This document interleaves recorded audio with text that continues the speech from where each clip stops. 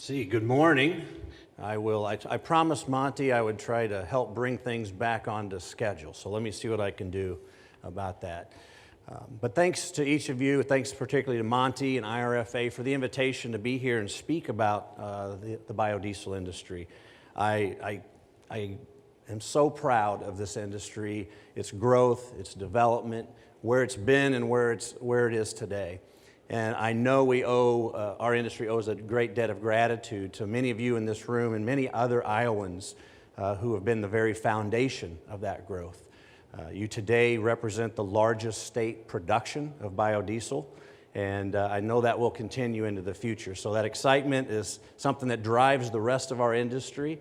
And again, I'm happy to be here to give you a little bit of an update. I'm going to set the stage. Immediately following my comments, we're going to have a policy panel. So I'm going to talk a little bit about the policies that tend to drive our industry and kind of where they've been, where they are today, and maybe a few little tidbits of where we may see those going here in the future. So, the biodiesel tax credit. First and foremost, I know it's on the top of all of your biodiesel minds, ours as well. We've seen a lot of progress on that initiative over the last year, and it's actually something that we've been very happy about. There's been a lot of attacks on our industry, but again, this last year gave us some opportunities to have some conversations with policymakers that we haven't been able to have before. And specifically on the biodiesel tax credit, conversations about lengthening the term of that tax credit. As many of you know, our tax credit has been in place since 2005, and at the beginning we were on a 3-year run. So we knew in 2005, 2006, 2007 we could predict what that time frame looked like. But since 2007, that biodiesel tax credit has been on and off, literally on and off every year. So again, not providing those strong signals, that certainty that our industry is looking for to make the investments, to add production, to add downstream infrastructure, and to just signal to the petroleum industry as well that there's a viable future for this industry. So this last year, we were able to have those conversations about the reasons why a long-term tax credit, some of those I just covered, is actually a better tax policy for the United States than what they had been doing with the on-again and off-again nature. So it started out with a lot of effort at the congressional level, of course, letters to Congress, and many of you have been instrumental in that, putting your names, your company names on letters, organization names on letters to reinforce that there's a large body of people and organizations that are following this issue really closely and wanting to see Congress take some right steps. We also supplemented that with some earned media and paid media, which is not something we get deeply into on the paid media side. As you know, it's a pretty expensive venture, but when that message needs to be delivered in a very broad way, there's sometimes no other opportunities. So we made those investments to make sure that that message was permeating Capitol Hill, from staffer level all the way up to member level. So we utilized some earned media as well. To push that message out and to make sure that in timely situations that message was being heard very clearly and was reinforcing what they were hearing from many of you, many of us who are making those trips to Washington, D.C. We also utilized and have seen great success this last year, particularly with our NBB Fueling Action Center. So it's an online center that we've created where we can at any point in time create a huge advocacy hub and allow it to be much simpler for those of you who want to engage in that to do so without having a very cumbersome process. So our NBB Fueling Action site was fired up this last year, and definitely you can see the results there with some of the largest state response to that being right here in Iowa and Illinois. And why is that? It's because that's where we have so many of our biodiesel producers. So our industry members are accepting our call to action. They're accepting our call to be part of their own advocacy, not relying on the trade association or our lobbyists or even their own lobbyists, but also relying on you yourselves to make those calls and make those emails to make sure that you're members of Congress. And that's the key. It's your members of Congress. So although I'm very proud of the efforts of the National Biodiesel Board and our advocacy work, and we continue to get better at that, we really couldn't really be that successful without the work of the constituents of the members of Congress, and that's all of you. So again, I appreciate the work that you've done to help us get to this point. Having over 7,000 emails sent in a very narrow period of time, that's a pretty darn good effort.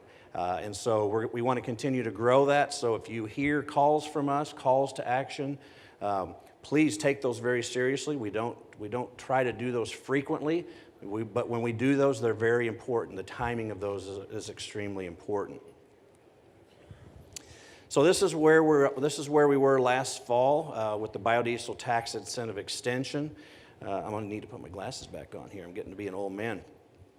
Senator Grassley's leading the charge again, as always. So you guys please continue to thank him and communicate with him. We set out for a long-term biodiesel tax credit. What we settled on here so far is a 7-year time frame. The first 4 years of that tax credit would be at the $1 level, which is where that tax credit has been since its inception. Then it would start to ratchet down. So this is a phasing down of that biodiesel tax incentive. So we got that tax incentive right literally to the finish line last fall, only to see the consternation surrounding the closing of the government and all that kind of take all the oxygen out of the room. So we will need to be picking that conversation up here with this 116th Congress. There's a little bit of stepping back and starting over, but not totally starting over. So Senator Grassley chairs currently now the Senate Finance Committee, and that's a very key position for us. So we have our biggest champion in a very nice spot to be able to be influential in pushing some policy that is important to our industry.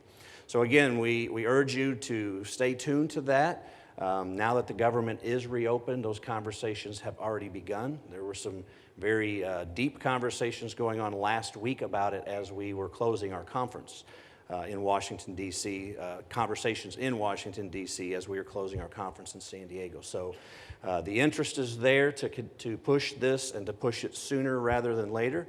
So again, we may be reaching out to each and every one of you to help make that and create that noise that we need to make sure the fuel to make those right decisions for your members of Congress is actually in place.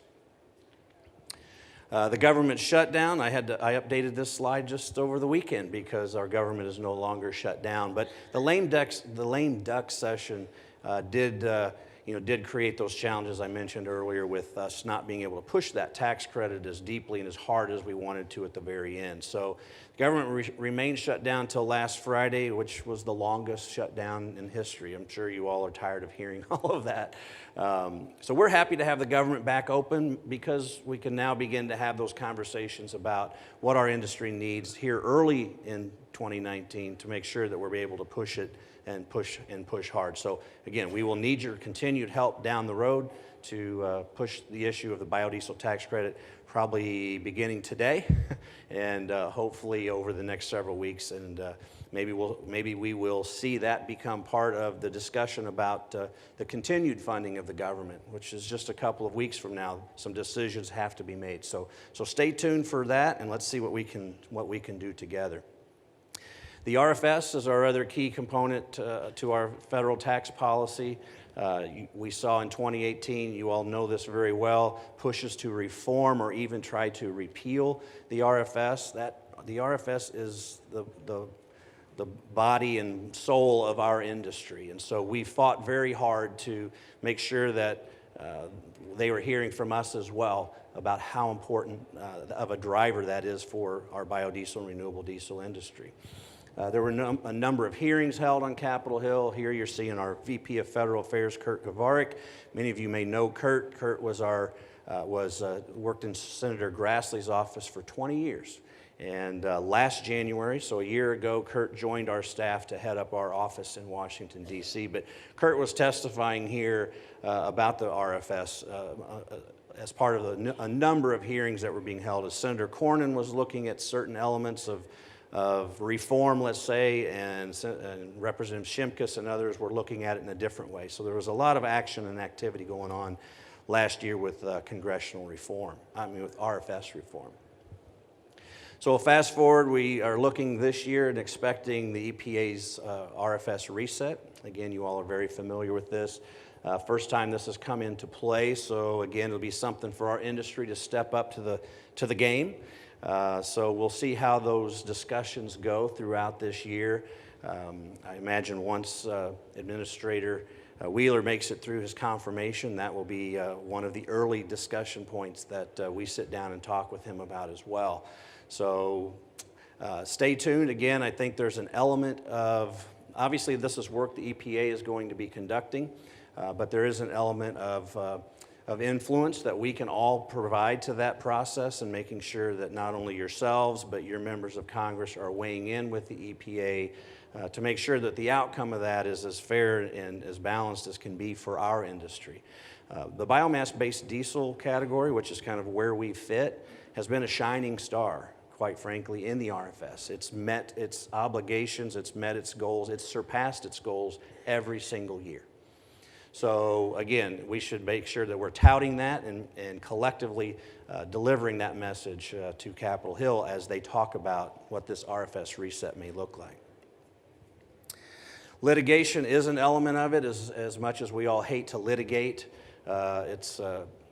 It's painful and it's expensive, but RFS litigation is part of our strategy. We do need to make sure when we believe the EPA has made a misstep or taken a different direction, or there's a different way to look at something, we need to be willing and able to step up. And so our industry has done that, and there's a number of pieces of litigation that is coming to a head over the next, let's say, 6 to 12 months on various issues regarding the RFS. Some past years RVOs and some current years as well. So again, something that we don't relish getting into litigation with the EPA. We do believe that they understand our industry and want to see our industry succeed.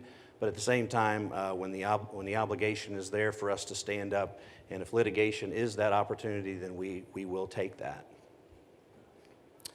Trade is as well our third piece of the puzzle.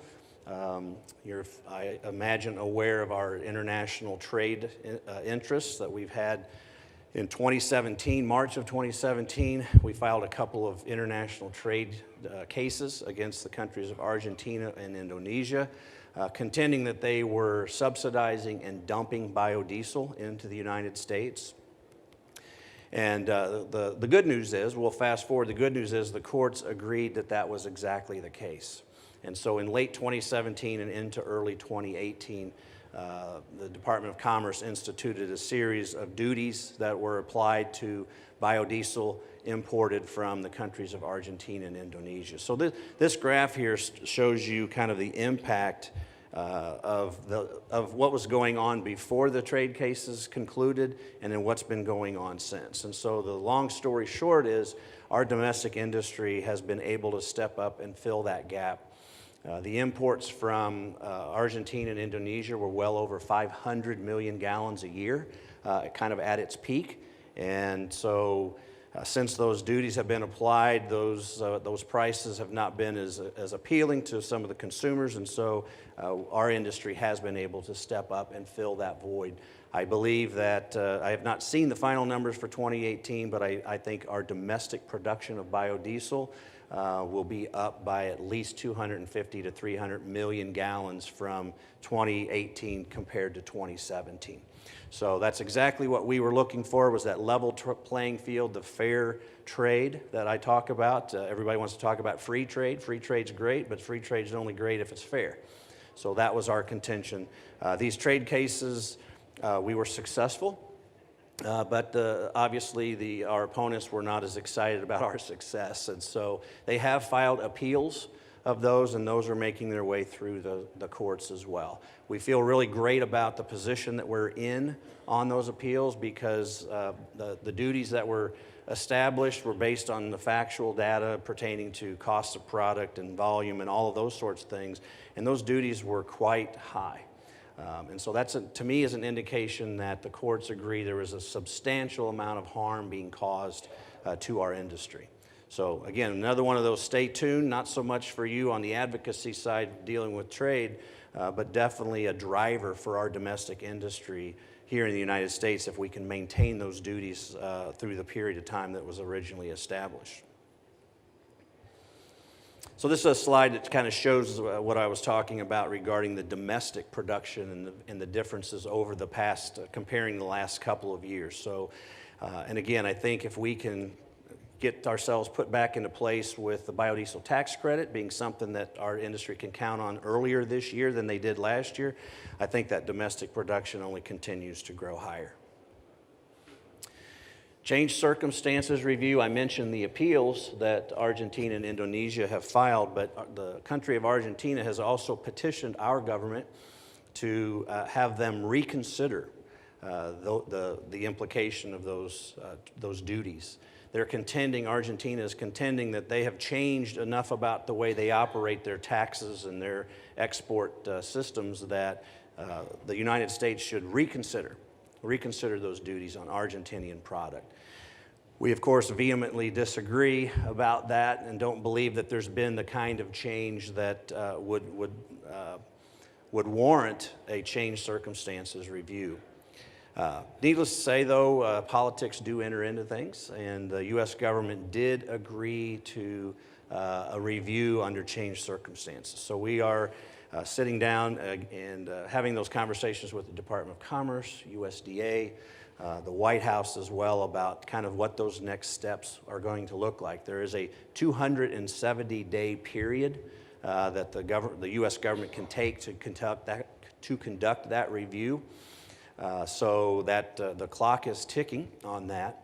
But again, it's our contention that there's no significant changes, anything that's substantial enough anyway to warrant this. So the U.S. government made their decision to consider this change circumstances review the week before the president went to Argentina as part of the G20 summit. So, you know, I'm a simple guy, but I am connecting some dots there that may have a little bit of the impact, a little bit to impact how and why the government decided that they would at least consider this change circumstances review. So federal policy, those are kind of the three, and we'll talk about that more, I'm sure, as part of this panel. But for us, something I'm really proud of and has been working well and kind of behind the scenes in a lot of cases is our state policy work. So the RFS drives the national perspective for renewable fuels, biodiesel and renewable diesel as well. But there is a continually growing stack of state incentives, mandates, that really build a huge demand at the state level that is somewhat autonomous and somewhat autonomous from what's going on at the federal level. So here you'll see in 2016, we had about 1.1 billion gallons of legislated or incentivized biodiesel and renewable diesel. You're looking at 2018, that's up to 1.4 billion gallons. California being one of the biggest drivers, I'm sure, and I'll talk about that in a couple of slides, but as far as that large growth, but you're also seeing what Iowa's done, Minnesota's recent adoption of B20 during part of the year has an impact on that as well. And I would encourage you to keep an eye on that dark blue box there of California. That is going to continue to be a significantly growing segment of the state policy mandates and volumes that we are seeing here in the United States. So what are those drivers? So requirements, as I mentioned, there's states that mandate biodiesel use or renewable diesel use. Financial incentives, so Illinois, for instance, has an incentive at the pump, so it incentivizes consumers to use biodiesel or for biodiesel to be blended anyway. And then ever growing are these carbon reduction policies, and that's one of the main drivers in California. So this map gives you a little bit of a breakdown of what's going on as far as state requirements. So again, B20 in Minnesota, B2 in Washington, B5 in Oregon. You can see that map, but if you would have looked at that map 10 years ago, there would have been a lot more gray and a lot less color to it. So we're seeing that happening in lots of areas of the country where growing interest in putting together policies for themselves. Something that works for them is able to create some great incentives for biodiesel and renewable diesel producers. These are economic incentives. I mentioned the one in Illinois, blends above B10 receive some tax benefit of sorts. And so, again, lots in color on that map, and that continues to grow. And then the last one is our low carbon fuel policies. And so although it's a little more foreign to us here in the Midwest, you're seeing the West Coast is really, really getting aggressive about reducing carbon in their transportation fuels. And this is what they've done. So 5 billion total gallons of diesel demand among those 3 states plus British Columbia. So lots and lots of potential for us to get into growing markets for biodiesel and renewable diesel. And you're also seeing a little blue outlier over there in Massachusetts. So it's not just the West Coast anymore that's driving low carbon fuel policy. We're starting to see other areas of the country, and if you watch TV since this last election, there seems to be a continuing theme and a growing theme among particularly a lot of the newly elected members of Congress about the importance of removing carbon from our transportation fuels. So when I hear that, I get excited because that is our wheelhouse. And so we'll see where that goes as this Congress moves forward and as the states kind of settle in onto their approach to doing what they want to do in their own backyards. So half of the biodiesel sold in the United States are sold in that handful of states. And if you looked at this slide and compared it to the last two, you would see there's a lot of overlap. So the fact that Illinois has their program, Minnesota has theirs, California has theirs, that's why we're seeing that those volumes pursue those states. So I talked about California being that major driver. This is a slide here that'll give you a little bit of an indication of how much biomass-based diesel has grown in the state of California since 2011. So in 2011, 14 million gallons.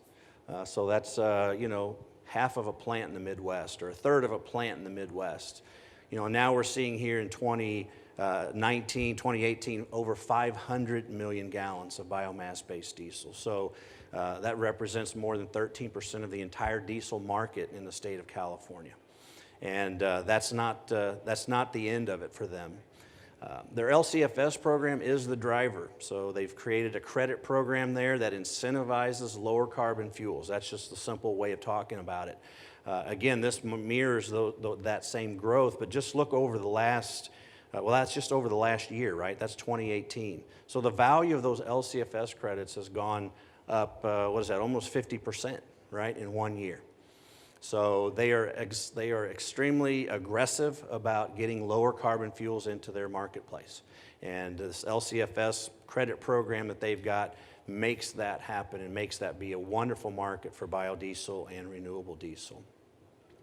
This is a slide that'll give you an idea of what those credits mean on a per gallon basis. And so these are the feedstocks. California is very much involved in looking at the feedstocks and the sustainability elements of the various feedstocks. So they've given each one its own intensity CI score. And so they've reflected the value of those LCFS credits back to that carbon score. So this just gives you an idea. Used cooking oil, biodiesel, $2.04 a gallon, as an example. Soy's $1.25. So regardless of where you are and what you make your biodiesel out of, there's a premium market for biodiesel and renewable diesel in the state of California. This is their implementation schedule. You can see where we're at 5%. So their implementation is showing 5%. Look where they want to be in 2030. They want to be at 20%. So it's going to be a huge growth opportunity to get from where we're at today, which is a wonderful, wonderful market, to one that wants 4 times what it's seeing today as far as meeting their goals. These are the projected volumes, and this comes straight from CARB. This is not a slide that the National Biodiesel Board made up. This came straight from CARB, and it's trying to show what they think they would need in biomass-based diesel in California to reach the goals that they have out in 2030. So you can see where, if you remember, I was telling you we were about 500 or 600 million gallons this year. right? So, or in 18. So look what they need from our industry in the out years. So a great, great, great opportunity. Oregon, West Coast continues to grow as well, just like California, their neighbor to the south, and so their program is not quite as aggressive, but nevertheless will be a huge driver alongside California. This is their Clean Fuels program. Shows you again what their growth pattern looks like for our product coming into Oregon. I'm going to hustle here. Washington State, I'm feeling the hook. Washington State is the same way. They've got an opportunity now that has not been in place before as far as the makeup of their Senate, their House, and their governor. So great opportunity for us in 2019. We are already on it, and we'll be working hard to try to push a low-carbon fuel standard through Washington. So with that, my last slide, how was that? Perfect. All right. Thank you, Donnell.